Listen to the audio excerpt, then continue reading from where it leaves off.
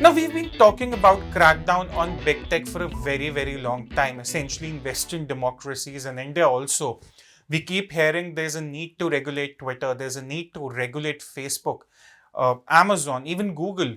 European Union has been taking some very hard stance on that. The Europe in USA, we've seen senators making some very strong statements. Some even going as far as to say that there's a need to break these companies. There's a need to break the big four, that is the GAFA. But the crackdown on big tech comes from a very surprising place this time, which is China. Now, one would have this question that why does China need a crackdown on its big tech companies when it's already having its people? The Beijing already has its people within these companies. The companies also have very good relations with Beijing, as does any big company in China. So why there is a need for a crackdown? It all started with Ant Group's IPO. Now, before I go into the scale of how big this IPO was, it was widely looked forward in the business circles and stock markets across the world. The analysts were looking forward to this IPO, which was to be launched on November 5, 2020, but it did not go through. It was supposed to be the biggest IPO of all time. It was bigger than Alibaba in 2014 when it raised $25 billion. It was supposed to be bigger than the Agricultural Bank of China in 2010 when it raised $22 billion. Bigger than the Industrial and Commercial Bank of China when it raised close to $21 billion in 2006. And even bigger than General Motors in 2010 when it raised $20 billion via IPO. The Ant Group was supposed to raise $35 billion via the IPO. The market estimates put the value of Ant Group at 315 billion US dollars, almost 4 times that of Goldman Sachs. And yet, it all went haywire just a couple of days before the IPO was supposed to be launched. Now, Ant Group, it's an affiliate of the Alibaba Group. It's grown from there. It started in 2004 as Alipay. It was a service, an escrow account service for the buyers and sellers of the Alibaba e-commerce platform. In 2013, the Ant Group became something more than just an escrow account. It started going into lending. It started going into credit help. It started assisting people with small loans, loans that were otherwise not available from the big banks in China. It got into blockchain, into cloud computing, and more recently, artificial intelligence. So what started as just a payment service for the buyers and sellers of the Alibaba Group graduated into an estimated 315 billion US dollars conglomerate, traversing everything from artificial intelligence to something as simple as a payment service. Now, if I look at the numbers also, if I talk about just Ant Group & Co., it has 173 billion US dollars in asset management alone, close to $290 billion across the 12 months in lending itself. It has almost $17 trillion in online transactions in 1 year. $17 trillion in online transactions. 107 million people, almost 1/12 the population of China, has used the healthcare insurance options available from the Ant Group. 711 million active users, almost 55% of the market share, which was earlier more, but after Tencent came in, it got reduced. And 55% of the market share in payments status. So these are some humongous numbers. For anyone to do $17 trillion in transactions in just 1 year with more than 700 million Chinese users, it's a huge deal. So the IPO obviously was being looked forward to. It was supposed to be a big deal. And that is where it all went wrong. It went wrong with the speech the owner Jack Ma gave in a just before the IPO was supposed to be launched. Now, the problem with Chinese financial ecosystem is it's not an ecosystem that's accountable. There has been this problem of obscure data, of data not being transparent, of data not being accurate. Often their GDP numbers are criticized because they do not reflect the true value. If you look at some documentaries, if you look at some reports, you would obviously find that Chinese are experts when it comes to inflating their numbers. Jack Ma probably thought on these lines when he gave that speech somewhere around October, September, where he said that the Chinese do not have a financial ecosystem. The Chinese banks are more like pawn shops, which just see collateral as something you see in a pawn shop, and they do not have an ecosystem that can cater to the small user. Sure, with the prosperity and the blessings of the Beijing government, these banks have become big, but they are not catered to suit the innovation, the development that the Chinese need in the next 10 years. Jack Ma, who's obviously seen as one of the members of the CCP, the Chinese Communist Party, he made some very strong remarks and they did not go down well to the top leadership, starting with Xi Jinping, the president of China himself. And that is what led to the chaos that followed that day. But was Jack Ma right about the financial problems, the ecosystem problems in the financial setup of China? Sure, he was. Often we've seen the state bailing out banks when the loans turn bad. There has been a construction bubble, there's been a debt bubble. And yet every time we see the state rescuing these banks who are deemed as too big to fail, Jack Ma made a point about these. What happens next?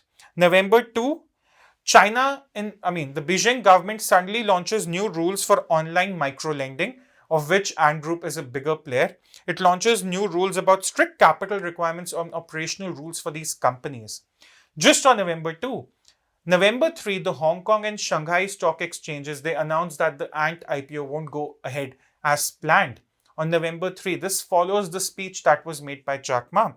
And a week later, the Hang Seng Tech Index, which is one of the tech indexes on the Hong Kong Stock Exchange, it falls by 11% in 2 days because suddenly no one is sure how Beijing is going to react to the big tech dominance in the country. So the Hang Seng Tech Index falls by 11% just in 2 days.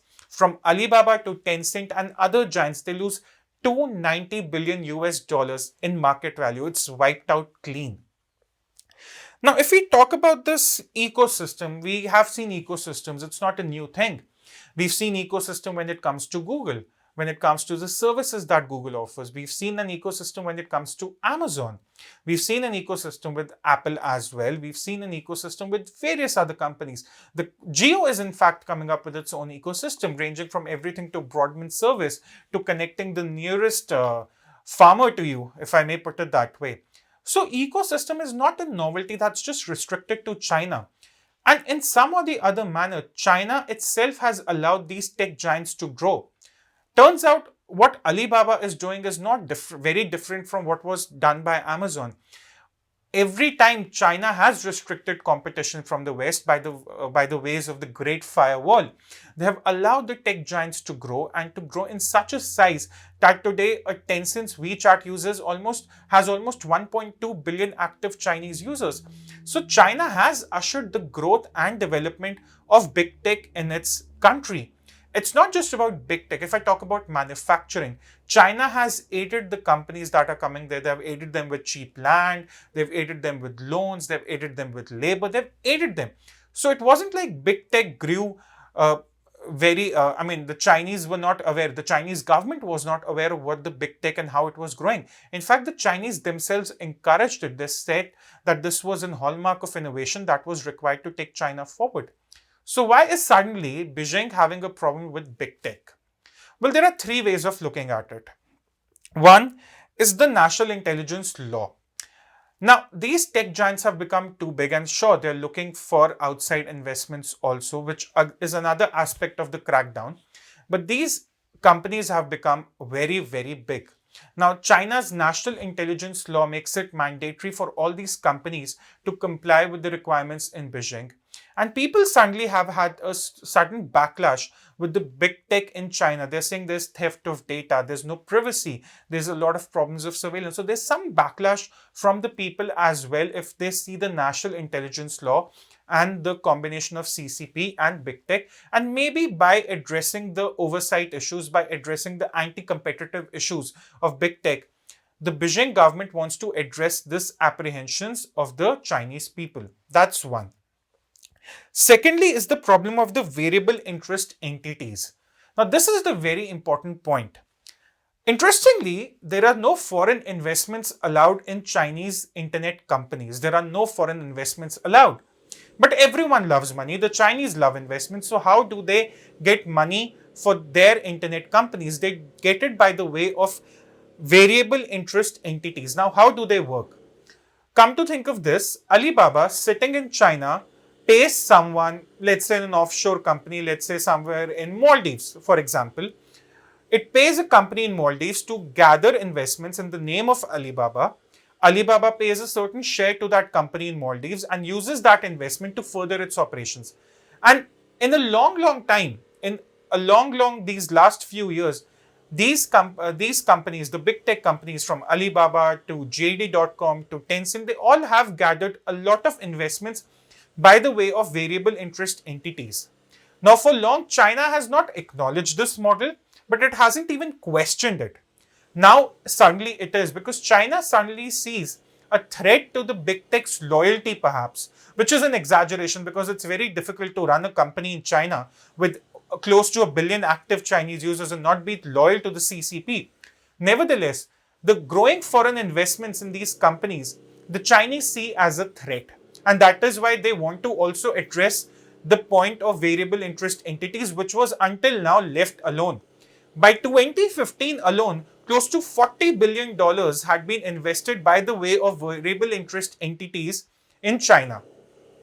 The third problem of the crackdown is that not just the big tech, let's say if I talk about the Alibaba, the Ant Group, or even Tencent, they are not just companies as a whole, but alone they've also encouraged a lot of smaller companies.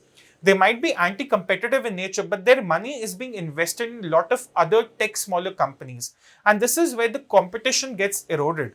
Because either you have the money of these big tech giants or you do not exist. And sooner or later, these companies where Alibaba, Tencent, and they all have invested, they become a part of the ecosystem. So they not only become too big to fail, they also become too big to be free, as per the thinking of the Beijing government. And that is what's been happening right now. Alibaba, Tencent, and they have invested extensively in a lot of unicorns, in a lot of startups. Some are valued as high as 200 billion US dollars. So this is where another problem lies for the Chinese government. Number 4, if I talk about this very under-discussed topic, underrated topic, it's that of digital currency. Now, Ant Group started as an escrow account service. It was a payment service. That's what it was. And recently, some of the people in the CCP, in the government, they have asked Ant Group to go back to its roots, to rethink its entire business model. But most importantly, they want to further the digital currency. Now, what is Ant Group essentially doing? It is offering small people loans, digital loans. You pay the loans, you get what you want. Loans for something as trivial as an iPhone. Now, what does the Chinese government want by the launch of digital currency? I'll put the link for the video I did on digital currency in the comments below, where you'll get a very enhanced idea, very elaborate idea of what this aim of digital currency is. Nevertheless, by allowing the digital currency to be a major part and not the payment services run by Alibaba, Tencent, and so forth, the Chinese government wants to get into the micro lending service as well, furthering its surveillance agenda. So the China, by virtue of the digital currency, which they tested last year, by the way, tested this year, it's still 2020, they want to get into the micro lending business as well. And perhaps that is why they want the likes of Ant to reconsider their entire business model. Lastly, what will happen to these big tech companies? There are 3 variables. There are 2 actually answers that are going on. One is the mild one, which is that like Tencent in 2018, when the Chinese government went hard on Tencent, given the gaming issues that were cropping up, given there were a lot of people who were indulging in gaming, they will be left with the warning. The Ant Group will be left with the warning. It will be said that the big tech still has to be loyal to the CCP and they will be left with a warning. That's the first understanding. The second and the nightmarish scenario is that the Chinese government will call for the breakup of big tech. Now, it raises a lot of questions. Of course, it's a theory. It's not something that's certain to happen, but it's a theory. What if that happens? What happens to the investors who have invested by the way of variable interest entities? What happens to the Chinese innovation? Do remember, these companies have been very instrumental in supporting the digital growth of China, in supporting the digital inclusion in China. So what happens to that? Also, what happens to the freedom of people? Will everything be given by the government? Because if the government wants the big tech to get out of the micro lending business, perhaps it wants to get in there. And what happens to these ecosystems that have become an indispensable part of the Chinese people's lives? What happens then? This crackdown is very different from the one we may witness in Europe, may witness in India, may witness in America. Because in the other Western democracies, the crackdown has more to do with anti-competitive measures of free choice, of the people being in a position to make whatever choices they may want to make when it comes to opting for a platform. In China, the crackdown is very, very different. It's more about the CCP being a bigger player when it comes to everything. The state banks are not in a position to go that big on digital as perhaps Ant Group is, Alibaba is, Tencent is. So the CCP might want to rein all of them in. Which brings me back to Jack Ma, the founder and owner of Ant Group and Alibaba Group. He has been a certified member of the Communist Party, but what the crackdown shows, that even if you're a member of the CCP, it doesn't matter how long you've been a member for. It doesn't matter if you've been voicing your support for all the atrocities committed by the CCP. If you go a little out of your way, to not comply with what the CCP wants, the crackdown will come for you, the CCP will come for you. The Chinese crackdown on big tech, unlike anything we've seen anywhere in the world, is something we must watch out for, because it will somewhat dictate the role the CCP wants to play in the lives of the Chinese people in the decade going forward. Thank you.